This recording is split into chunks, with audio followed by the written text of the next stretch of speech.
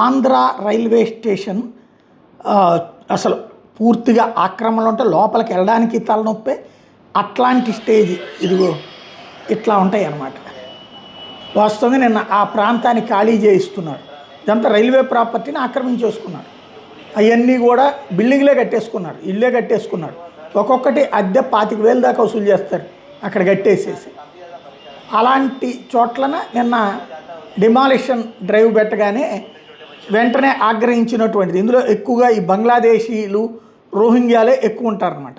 వాళ్ళు పోలీసుల మీదన రాళ్ళు రువ్వడం,